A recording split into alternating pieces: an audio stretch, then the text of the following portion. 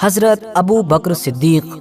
مسلم اتہاس کے ایک ایسے انسان کہ جو نہ صرف اسلام کے سب سے پہلے خلیفہ تھے بلکہ آخری پیغمبر یعنی کہ حضرت محمد صلی اللہ تعالی علیہ وسلم کے سب سے بڑے دوست بھی تھے۔ ایک ایسے دوست کہ جنہوں نے اس وقت پیغمبر علیہ السلام کا ڈٹ کر ساتھ دیا کہ جب شروعاتی دور میں مانو لگ بھگ پورا مکہ ہی تلواروں سے ان کو ختم کرنا چاہتا تھا، اور یہی پکا دوست اپنے دوست یعنی کہ نبی علیہ السلام کے ظاہری طور پر اس دنیا سے چلے جانے کے بعد پھر ان کی جگہ پر اسلام کو لیڈ کرنے کے لیے خلافت کی گدی پر بیٹھا، اور خلافت تو صرف 2 ہی سال کی مگر ایسی کی کہ مانو دنیا کا نقشہ بدل کر رکھ دیا۔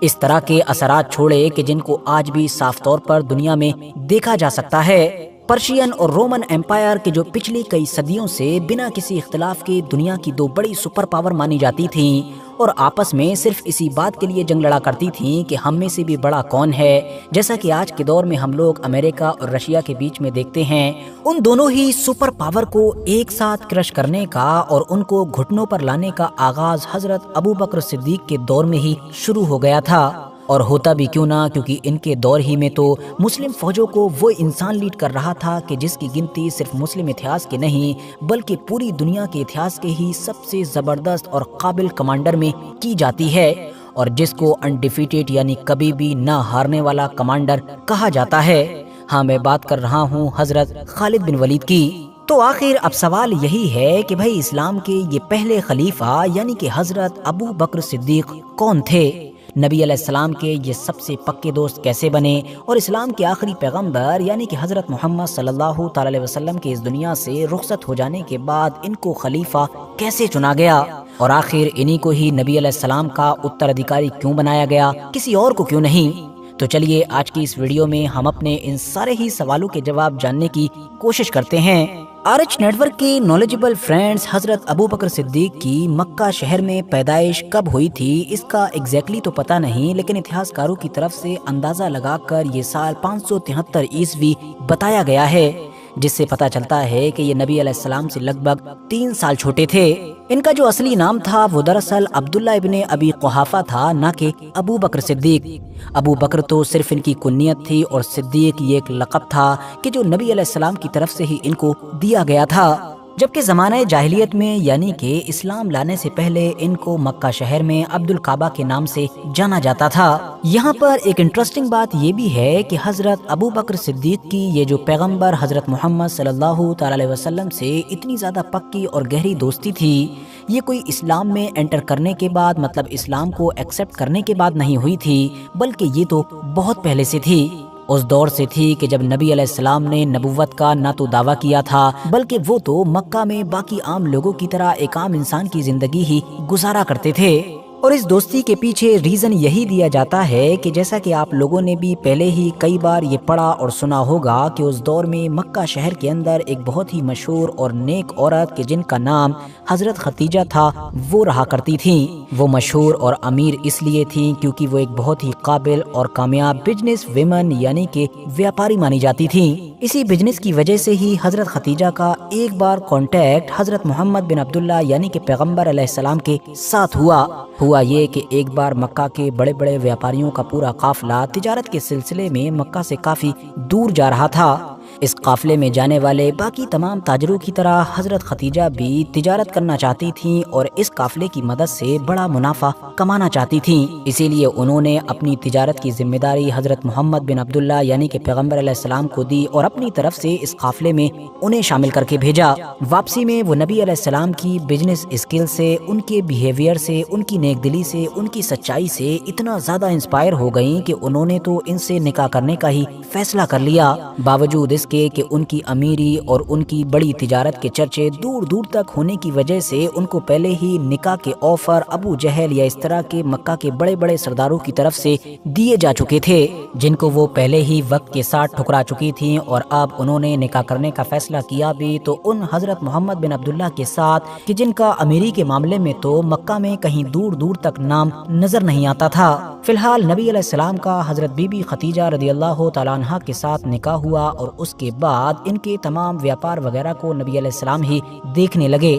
دھیرے دھیرے نبی علیہ السلام بھی تجارت میں کافی مشہور ہو گئے اور ساتھ ہی ساتھ امیر بھی ہو گئے۔ لیکن دوستو یاد رہے کہ جس دور میں نبی علیہ السلام یہ سب کچھ کر رہے تھے، بالکل اسی دور میں مکہ میں ایک اور بھی ایسا انسان تھا کہ جو ویاپار میں یعنی تجارت میں بڑی تیزی کے ساتھ ترقی کرتا جا رہا تھا، اور اسی انسان کا نام تھا عبد الکعبہ، یا آپ کہہ سکتے ہیں کہ حضرت ابو بکر صدیق۔ اور اسی ویاپار، اسی بزنس وغیرہ کی وجہ سے ہی ان دونوں کی ملاقاتیں ہوتی تھیں اور دھیرے دھیرے دوستی ہوئی، اور پھر یہ دوستی بہت زیادہ گہری ہوتی چلی گئی، یہاں تک کہ جب 40 سال کی عمر میں نبی علیہ السلام کے اوپر پہلی وحی نازل ہوئی، یعنی نبی علیہ السلام نے نبوت کا دعویٰ کیا، تو حضرت ابو بکر صدیق نبی علیہ السلام پر ایمان لانے والے تیسرے انسان تھے۔ پہلے ان کی پیاری بیوی حضرت ختیجہ، جبکہ دوسرے حضرت علی شیر خدا۔ بلکہ ان کو اگر کیٹیگریز میں ڈیوائیڈ کر دیا جائے، جیسا کہ عام طور پر اسکالرز کرتے ہیں، تو حضرت ابو بکر صدیق مردوں میں ایمان لانے والے پہلے انسان تھے، کیونکہ عورتوں میں حضرت ختیجہ اور بچوں میں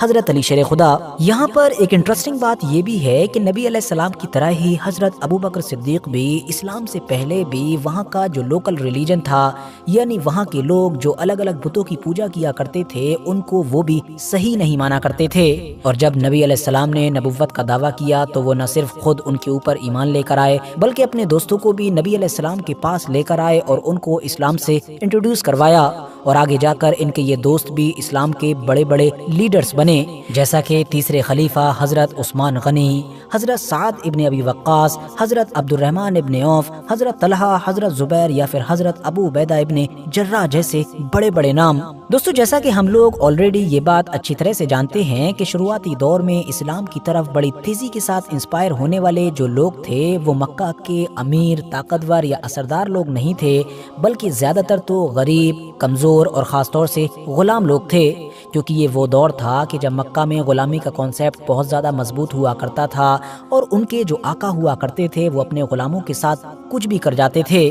مگر اب ان غلاموں کے سامنے جب اچانک سے ایک ایسا نیا ریلیجن آیا کہ جس نے ان کو یہ کانسیپٹ دیا کہ تم صرف خدا کے یعنی گاڈ کے غلام ہو، باقی کسی کے نہیں، تو یہ لوگ تو حیران ہو گئے، اور اس ریلیجن سے اور حضرت محمد صلی اللہ تعالی علیہ وسلم سے انسپائر ہو کر بڑی تیزی کے ساتھ اس نئے مذہب میں آنے لگے۔ مگر اتنی تیزی کے ساتھ جب ان لوگوں نے اس نئے مذہب کو قبول کرنا شروع کیا تو مکہ کے جو بڑے بڑے سردار تھے، جو ان تمام غلاموں کے مالک بھی ہوا کرتے تھے، انہوں نے ان تمام غلاموں کو سزا دینا شروع کر دی۔ کسی کو جلتے ہوئے کوئلوں پر لٹایا گیا، تو کسی کے اوپر پتھر رکھے گئے، تو کسی کو کوڑے سے مارا گیا۔ ایون حضرت عمار ابن یاسر کی جو ماں تھی ان کو تو شہید بھی کر دیا گیا، اور ایسا اسی لیے کیا جا رہا تھا کیونکہ مکہ کے ان بڑے بڑے سرداروں کو ہمیشہ کی طرح یہ بھروسہ تھا اور یہ یقین تھا کہ بھلا ان غلاموں کو کون بچا سکتا ہے، یہ غلام تو پیدا ہی اسی کام کے لیے ہوتے ہیں۔ لیکن اب حضرت ابو بکر صدیق نے اپنے ویاپار، اپنے بزنس کی طاقت کے بلبوتے پر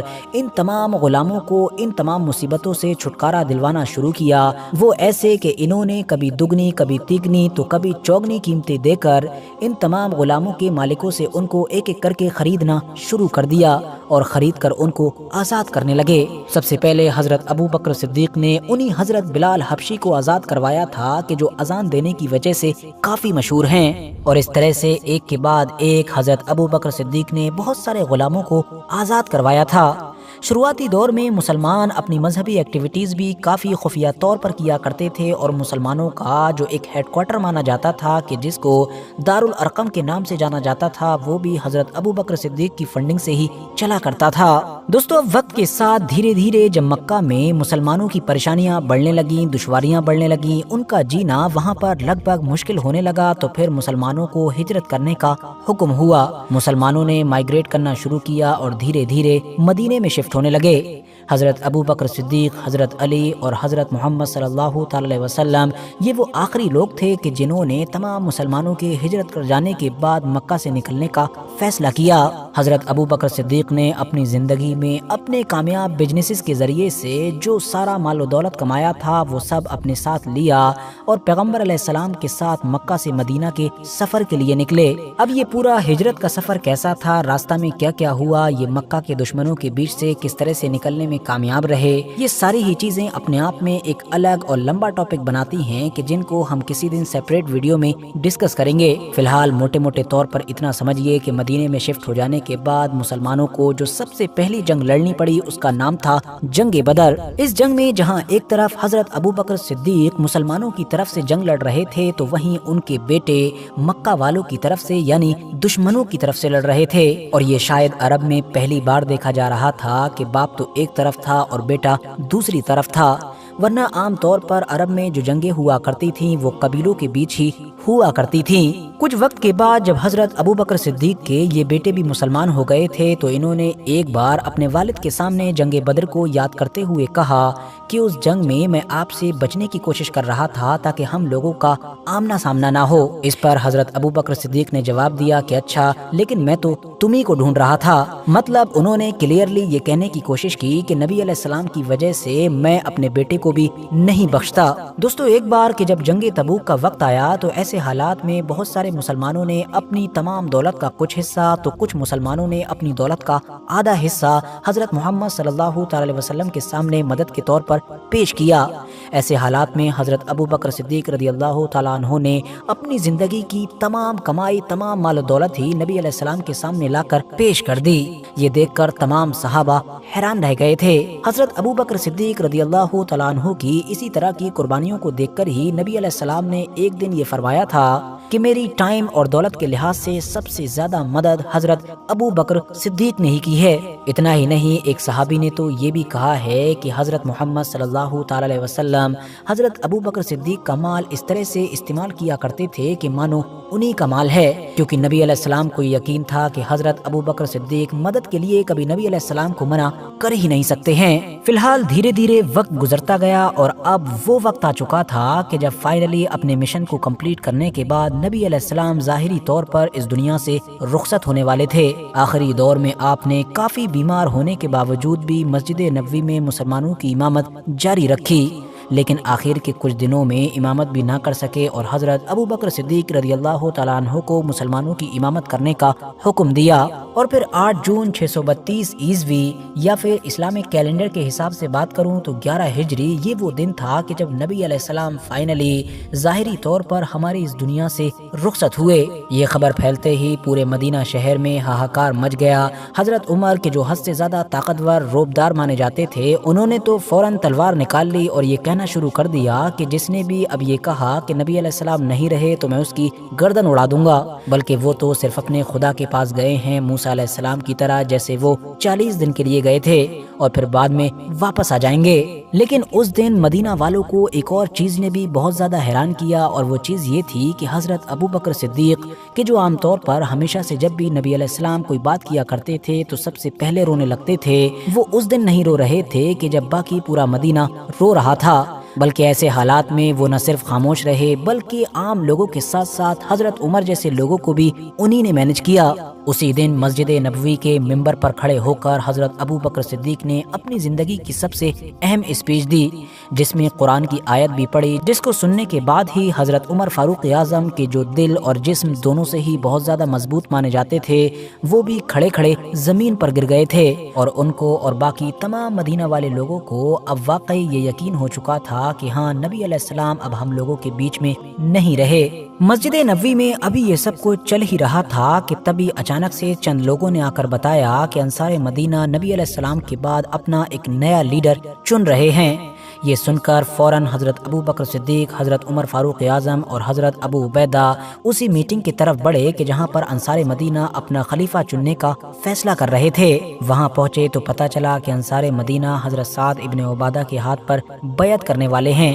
اور ایسا اس لیے تھا کیونکہ حضرت سعد ابن عبادہ مدینہ کے سب سے بڑے قبیلے خزرج کے سردار تھے، اسی لیے ان کو لگتا تھا کہ نیچرلی یہی ایک لیڈر ہیں، یہی سردار ہیں اور یہی بادشاہ بن سکتے ہیں۔ اسی لیے ان لوگوں نے اب وہاں میٹنگ میں پہنچ کر ان لوگوں کو سمجھایا کہ دراصل یہ جو ریاست ہے یہ پہلے کی طرح ایک چھوٹی سی مدینہ ریاست نہیں ہے، بلکہ یہ تو پورے عرب میں پھیل چکی ہے، اور عرب کے باقی لوگ سعد ابن عبادہ کو کبھی قبول کریں گے ہی نہیں، بلکہ وہ تو صرف قریش مکہ یعنی کہ مکہ شہر کے اندر بھی جو قریش قبیلہ ہے اس کی لیڈرشپ کو قبول کریں گے۔ وجہ یہی تھی کہ مکہ پورے ہی عرب میں سب سے مشہور اور سب سے مقدس شہر مانا جاتا تھا، کیونکہ وہاں پر کعبہ موجود تھا۔ اس کے علاوہ ان لوگوں کے جنگی قصے بھی سب جگہ مشہور تھے۔ کچھ وقت پہلے ہی ابرہہ کی فوج کو ایک کرشمائی طور پر ہرا کر ان لوگوں نے ویسے ہی پورے عرب کو حیران کر دیا تھا، اور اب تو نبی علیہ السلام بھی اسی شہر میں اسی قبیلے کے اندر پیدا ہو چکے تھے، اور اب تو ان نبی علیہ السلام کے جن کا خلیفہ ہی چنا جا رہا تھا ان کا تعلق بھی مکہ شہر اور قریش سے تھا۔ مگر ابھی بھی اس میٹنگ میں سوال یہی تھا کہ آخر قریش مکہ میں سے بھی اپنا خلیفہ چنا کسے جائے۔ اس پر حضرت ابو بکر صدیق نے ان تمام لوگوں سے کہا کہ تم لوگ حضرت عمر اور حضرت ابو عبیدہ میں سے جس کو بہتر سمجھو اس کے ہاتھ پر بیعت کر لو۔ مگر پھر اچانک سے حضرت عمر نے خود ہی اپنا ہاتھ بڑھا کر حضرت ابو بکر صدیق رضی اللہ تعالیٰ عنہ کے ہاتھ پر بیعت کر لی اور کہا کہ اس منصب کے لیے آپ سے بہتر بھلا کون ہو سکتا ہے۔ اس سے پہلے اس میٹنگ کے اندر جتنے بھی نام پیش کیے جا رہے تھے ان پر اختلاف ہو رہا تھا، مطلب تمام لوگ ایگری نہیں ہو پا رہے تھے، لیکن جب حضرت عمر کی طرف سے حضرت ابو بکر کا نام آگے کیا گیا تو تمام لوگ ایک ساتھ ایگری ہو گئے، اور اس طرح سے اتنی بڑی ریاست کا پورے سکون کے ساتھ ایک مشورے کے ساتھ آسانی کے ساتھ لیڈر چن لیا گیا، بغیر کسی جنگ وغیرہ کے، جو کہ عام طور پر اتہاس میں نظر نہیں آتا ہے۔ لیکن دوستو، جب یہ سب کچھ ہو رہا تھا تو اتنے بڑے موقع پر ایک مشہور انسان ایسے تھے کہ جو وہاں پر موجود نہیں تھے، اور وہ تھے حضرت علی شیر خدا، کیونکہ اتہاسکاروں کے مطابق اس وقت وہ نبی علیہ السلام کے تدفین کے کام میں مصروف تھے۔ بعد میں جب ان کو ان تمام چیزوں کی خبر ہوئی تو انہوں نے حضرت ابو بکر صدیق کے ہاتھوں پر بیعت نہیں کی، اور ان کا کہنا یہ تھا کہ اتنا بڑا فیصلہ نبی علیہ السلام کے خاندان کی غیر موجودگی میں کیسے لیا جا سکتا ہے۔ کچھ عرصے کے بعد ہی حضرت ابو سفیان کے جنہوں نے کچھ وقت پہلے ہی اسلام قبول کیا تھا، انہوں نے حضرت علی کو یہ بھی مشورہ دیا کہ دیکھو حضرت ابو بکر تو قریش کے ایک بہت ہی کمزور قبیلے سے تعلق رکھتے ہیں، تو اسی لیے اگر آپ حامی بھریں تو میں حضرت ابو بکر کے خلاف ایک بڑی فوج جمع کر لوں، جس پر حضرت علی نے ایسا کرنے سے صاف منع کر دیا، اور کچھ وقت کے بعد ہی انہوں نے بچے ہوئے مسلمانوں کے ساتھ نہ صرف حضرت ابو بکر صدیق کے ہاتھ پر بیعت کی، بلکہ اب اس خلافت کو سنبھالنے اور اس کو مضبوط کرنے یا اس کو آگے بڑھانے میں بھی ایک اہم کردار ادا کرتے رہے۔ ویسے دوستو، یہاں پر یہ بات بھی مینشن کرتا چلوں کہ یہی وہ کنٹروورشل ٹاپک ہے کہ جو آج کے مسلمانوں کے دو بڑے گروپ یعنی کہ شیعہ اور سنی میں کافی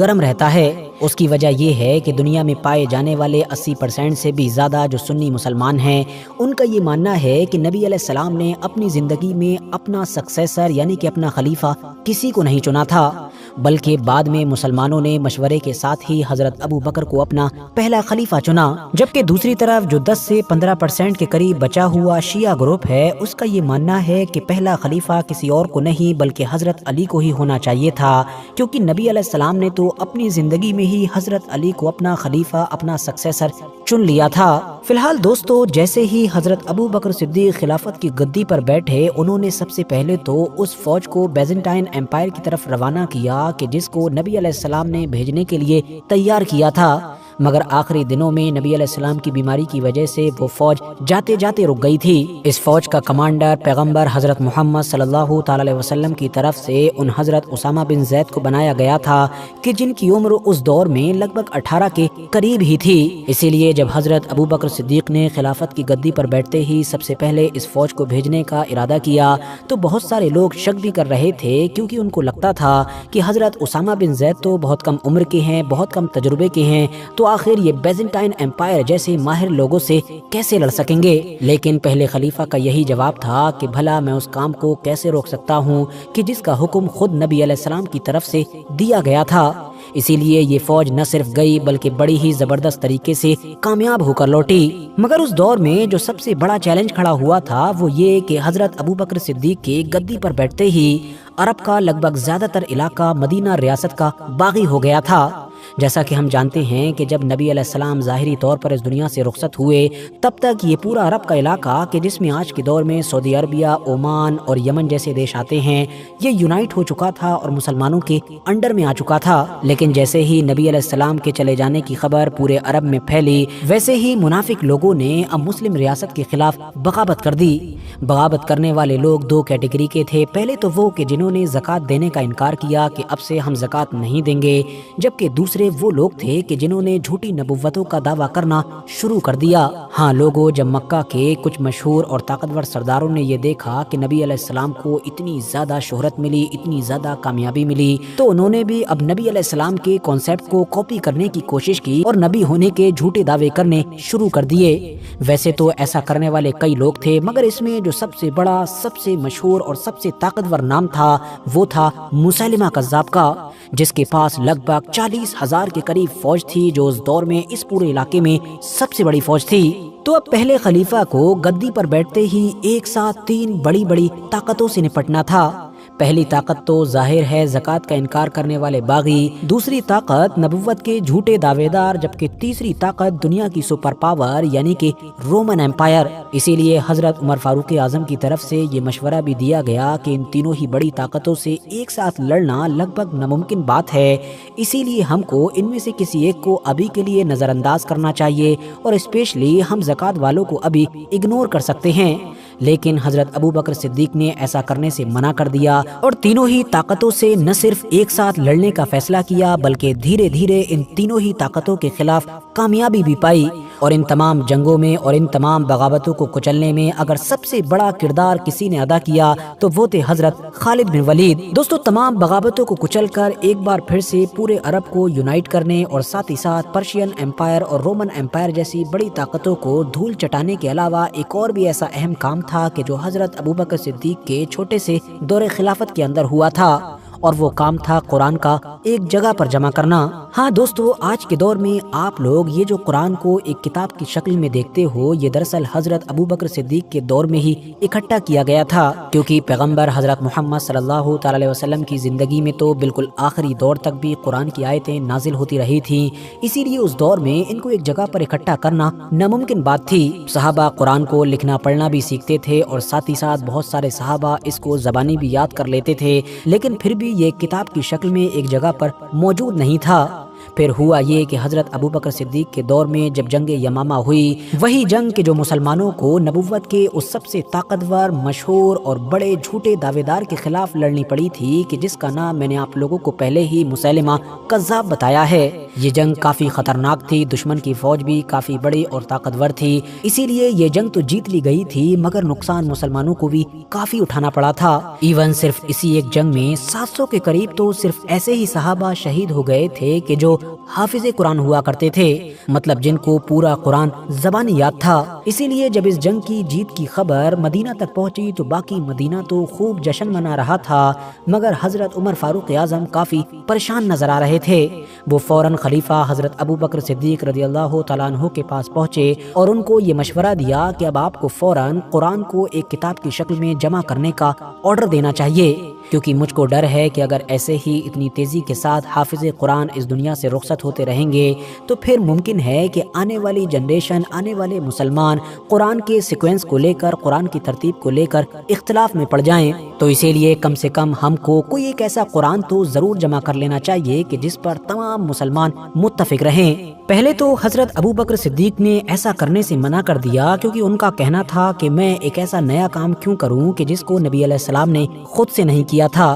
لیکن بعد میں تھوڑا سوچ وچار کے بعد اور تمام لوگوں سے مشورہ کرنے کے بعد وہ اس کام کو کرنے کے لیے تیار ہو گئے۔ اس دور میں مدینہ شہر کے اندر لگ بھگ 25 کے قریب ایسے صحابی موجود تھے کہ جن کو پورا قرآن زبانی یاد تھا۔ ان تمام کو ملا کر حضرت ابوبکر صدیق نے پوری ایک ٹیم تیار کروائی، جس کی لیڈرشپ حضرت زید بن ثابت رضی اللہ تعالیٰ عنہ کے ہاتھوں میں دی گئی۔ یہ وہی صحابی تھے کہ جن کو بچپن سے ہی پیغمبر حضرت محمد صلی اللہ تعالیٰ علیہ وسلم نے اس معاملے میں بڑی اچھی طرح سے ٹرین کیا تھا، اور اس طرح سے ایکسپرٹس کی اس ٹیم نے پہلی بار قرآن کو ایک کتاب کی شکل میں لکھنا شروع کیا، اور یہ کام مسجد نبوی میں کیا جاتا تھا، وہ بھی تمام عام اور خاص مسلمانوں کی موجودگی میں، تاکہ کسی بھی مسلمان کو کوئی کوئی شک و شبہ نہ رہے۔ ہر آیت کو پڑھا جاتا اور اس کے بعد اس کو کئی الگ الگ طریقے سے ویریفائی کیا جاتا اور تب ہی اس کو لکھا جاتا تھا، اور اس طرح سے خدا کا کلام یعنی کہ قرآن پہلی بار اس کتاب کی شکل میں وجود میں آیا کہ جس کو آج کے دور میں ہم لوگ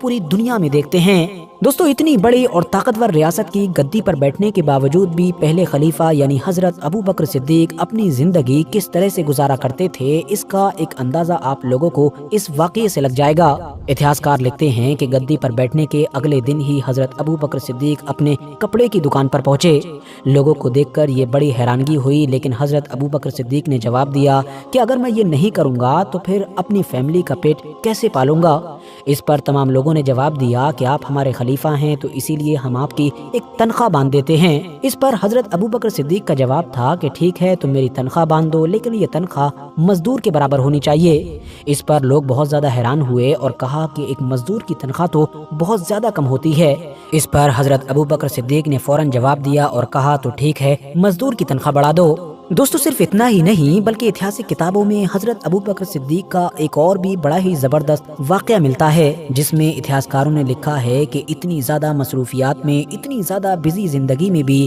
حضرت ابو بکر صدیق ہر دن صبح میں کہیں پر جایا کرتے تھے۔ جب حضرت عمر نے یہ جاننے کی کوشش کی کہ آخر خلیفہ ہر دن صبح میں کہاں جاتے ہیں تو ان کو پتا چلا کہ اتنی زیادہ بزی زندگی میں بھی حضرت ابو بکر صدیق ایک بڑھیا کے گھر کی دیکھ بھال کرتے ہیں۔ اس پر حضرت عمر نے حضرت ابو بکر صدیق سے کہا کہ اے ابو بکر، تم نے آنے والے اگلے خلیفاؤں کے لیے ایک بڑا ہی مشکل اگزامپل سیٹ کر دیا ہے۔ فی الحال دوستو، لگ بھگ 2 سال تک خلافت کی گدی پر بیٹھنے کے بعد 634 عیسوی میں وہ وقت بھی آ گیا کہ جب حضرت ابو بکر صدیق کی طبیعت خراب ہونے لگی۔ یہ وہی دور تھا کہ جب مسلم فوجیں بڑی تیزی کے ساتھ آگے بڑھتے ہوئے رومن امپائر کے ایک بہت ہی مشہور اور طاقتور شہر یعنی کہ دمشق کے دروازے پر پہنچ چکی تھی۔ مسلم فوج نے حضرت خالد بن ولید کی لیڈرشپ میں اس شہر کو بھی فتح کرنے کے لیے اس کے باہر دستک دی ہی تھی کہ ان کے پاس مدینہ سے اس بات کی خبر پہنچ گئی کہ حضرت ابو بکر صدیق کافی بیمار ہو چکے ہیں۔ خالد بن ولید کی فوج نے اس شہر کا گھراؤ شروع کیا اور ابھی شہر کے محاصرے کو یعنی کہ گھراؤ کو صرف 2 ہی دن گزرے تھے کہ 23 اگست سن 634 عیسوی کے دن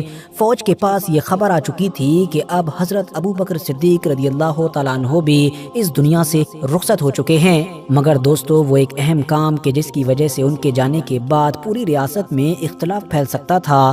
وہ کام حضرت ابو بکر صدیق نے اپنی زندگی کے آخری دنوں میں ہی کر لیا تھا۔ مطلب جب حضرت ابو بکر صدیق کافی بیمار ہوئے اور ان کو یہ یقین ہو گیا کہ شاید یہ بیماری ان کی زندگی کی آخری بیماری ہوگی، تو انہوں نے اپنے تمام ایڈوائزرز کو بلا کر ان کے مشورے کے بعد یہ بات کلیئر کر دی تھی کہ ان کے بعد خلافت کی گدی پر کون بیٹھے گا، یعنی مسلمانوں کا دوسرا خلیفہ کون بنے گا، اور وہ انسان تھے حضرت عمر فاروق اعظم، جن کے گدی پر بیٹھنے کے بعد فائنلی اب مسلمانوں نے اس دمشق شہر کو بھی فتح کر لیا تھا کہ جس کا گھراؤ حضرت ابو بکر صدیق کے دور میں ہی شروع کر دیا گیا تھا۔ فی الحال دوستو، آج کی اپنی ویڈیو کو ہم یہیں پر ختم کرتے ہیں۔ ویڈیو اگر جانکاری سے بھرپور لگی ہو تو لائک کرنے کے ساتھ ساتھ دوستوں کے ساتھ ضرور شیئر کریں، اور ایسی ہی نالجیبل اور ہسٹوریکل ویڈیوز ہمیشہ دیکھنے کے لیے ہمارے اس چینل کو ضرور سبسکرائب کرنے کے ساتھ ساتھ بیل آئیکن کو بھی ضرور پریس کریں۔